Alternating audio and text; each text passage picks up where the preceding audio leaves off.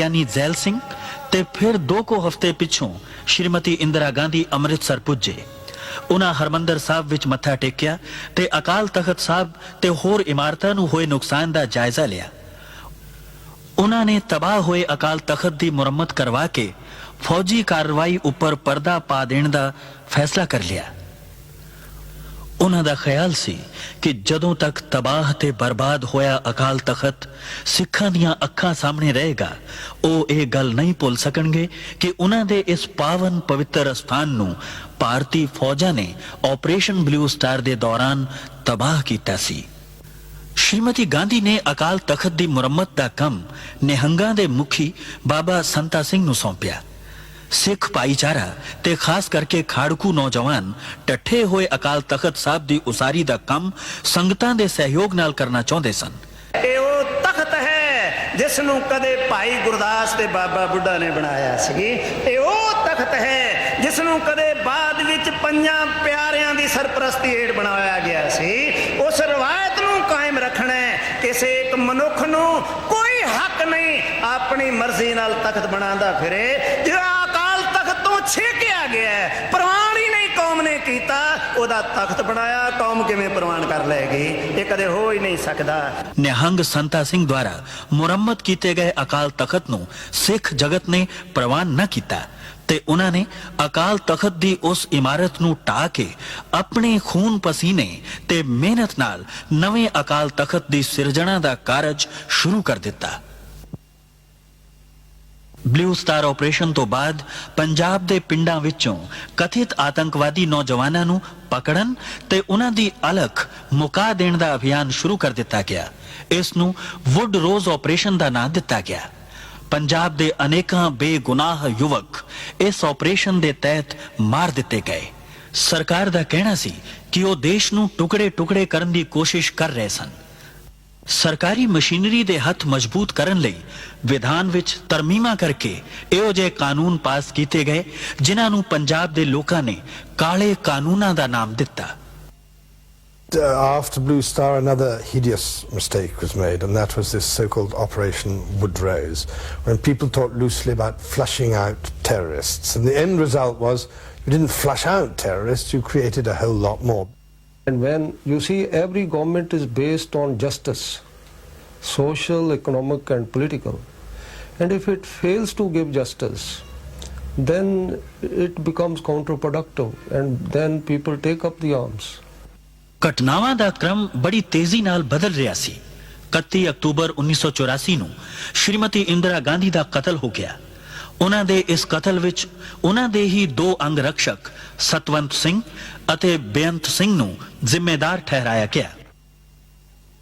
ਬੇਅੰਤ ਸਿੰਘ ਨੂੰ ਤਾਂ ਘਟਨਾ ਸਥਲ ਤੇ ਹੀ ਕਿਸੇ ਹੋਰ ਅੰਗ ਰਕਸ਼ਕ ਨੇ ਗੋਲੀ ਮਾਰ ਕੇ ਮਾਰ ਦਿੱਤਾ, ਜਦਕਿ ਸਤਵੰਤ ਸਿੰਘ ਤੇ ਮੁਕੱਦਮਾ ਚਲਾ ਕੇ ਉਸ ਨੂੰ ਫਾਂਸੀ ਦੇ ਦਿੱਤੀ ਗਈ।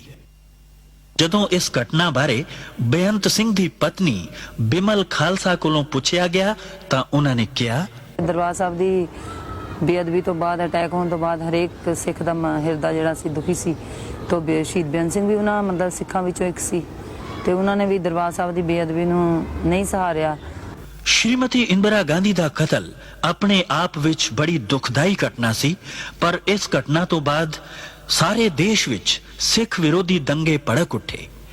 ਇਨ੍ਹਾਂ ਦੰਗਿਆਂ ਵਿੱਚ ਹਜ਼ਾਰਾਂ ਸਿੱਖਾਂ ਨੂੰ ਜਿਉਂਦੇ ਸਾੜ ਦਿੱਤਾ ਗਿਆ ਜਾਂ ਤਸੀਹੇ ਦੇ ਕੇ ਕਤਲ ਕਰ ਦਿੱਤਾ ਗਿਆ। ਸੈਂਕੜੇ ਨੌਜਵਾਨ ਬੱਚੀਆਂ ਦੀ ਇੱਜ਼ਤ ਲੁੱਟ ਲਈ ਗਈ। ਸਰਕਾਰੀ ਅਨੁਮਾਨ ਅਨੁਸਾਰ ਕੇਵਲ ਦਿੱਲੀ ਵਿੱਚ ਹੀ 2500 ਤੋਂ ਵੱਧ ਔਰਤਾਂ ਵਿਧਵਾ ਹੋ ਗਈਆਂ। ਇਨ੍ਹਾਂ ਦੰਗਿਆਂ ਦਾ ਬਹੁਤਾ ਪ੍ਰਕੋਪ ਦਿੱਲੀ ਤੋਂ ਇਲਾਵਾ ਕਾਨਪੁਰ, ਇੰਦੌਰ, ਬੁਖਾਰੋ ਤੇ ਭਾਰਤ ਦੇ ਹੋਰ ਕਈ ਸ਼ਹਿਰਾਂ ਵਿੱਚ ਬੜਾ ਭਿਆਨਕ ਸੀ। ਸਾਰੇ ਦੇਸ਼ ਵਿੱਚ ਸਿੱਖਾਂ ਦੀ ਅਰਬਾਂ ਰੁਪਏ ਦੀ ਸੰਪत्ति ਤਬਾਹ ਕਰ ਦਿੱਤੀ ਗਈ। ਕੇਵਲ ਦਿੱਲੀ ਵਿੱਚ ਹੀ ਸੈਂਕੜੇ ਗੁਰਦੁਆਰਿਆਂ ਨੂੰ ਅੱਗਾਂ ਲਗਾ ਦਿੱਤੀਆਂ ਗਈਆਂ ਤੇ ਹਜ਼ਾਰਾਂ ਪਾਵਨ ਪਵਿੱਤਰ ਬੀੜਾਂ ਜਲਾ ਕੇ ਰਾਖ ਕਰ ਦਿੱਤੀਆਂ ਗਈਆਂ। ਦੰਗਾ ਕਰਨ ਵਾਲੇ ਇਹ ਭੁੱਲ ਗਏ ਸਨ ਕਿ ਜਿਸ ਗੁਰੂ ਗ੍ਰੰਥ ਸਾਹਿਬ ਨੂੰ ਸਿੱਖਾਂ ਦਾ ਗ੍ਰੰਥ ਸਮਝ ਕੇ ਸਾੜਿਆ ਜਾ ਰਿਹਾ ਹੈ, ਉਸ ਵਿੱਚ ਭਗਤ ਕਬੀਰ, ਭਗਤ ਰਵਿਦਾਸ, ਭਗਤ ਨਾਮਦੇਵ, ਰਾਮਾਨੰਦ ਅਤੇ ਬਾਬਾ ਫਰੀਦ ਦੀ ਵੀ ਬਾਣੀ ਦਰਜ ਹੈ, ਜਿਸ ਨੂੰ ਲੱਖਾਂ ਸਿੱਖ ਹਰ ਰੋਜ਼ ਮੱਥਾ ਟੇਕਦੇ ਤੇ ਸਤਿਕਾਰ ਦਿੰਦੇ ਹਨ।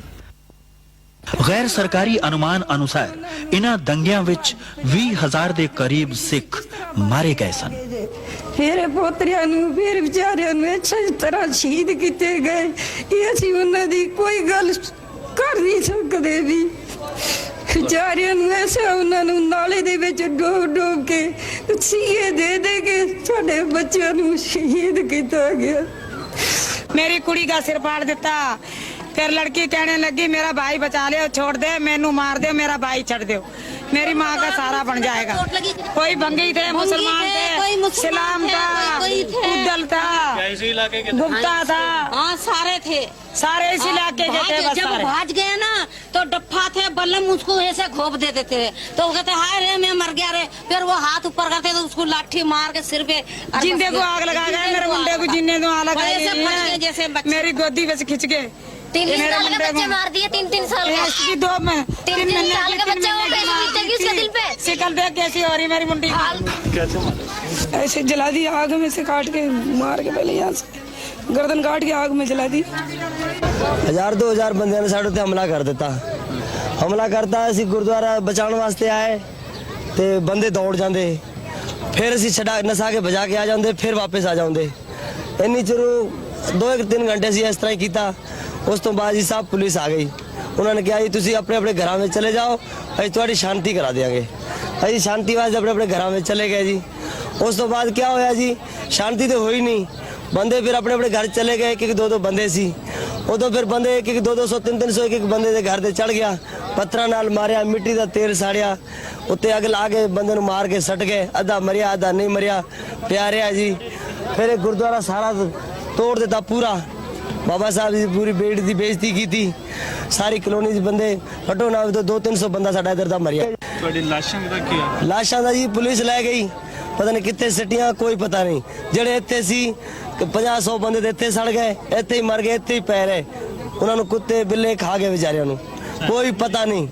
ਦੇਸ਼ ਵਿੱਚ ਸਿੱਖ ਭਾਈਚਾਰੇ ਉੱਪਰ ਇੰਨਾ ਵੱਡਾ ਕਹਿਰ ਟੁੱਟਿਆ, ਪਰ ਦੇਸ਼ ਦਾ ਹੁਕਮਰਾਨ ਇਹ ਕਹਿ ਕੇ ਸਪਸ਼ਟੀਕਰਨ ਦੇ ਰਿਹਾ ਸੀ ਕਿ ਜਦੋਂ ਵੱਡਾ ਦਰਖਤ ਗਿਰਦਾ ਹੈ ਤਾਂ ਧਰਤੀ ਹਿਲਦੀ ਹੀ ਹੈ।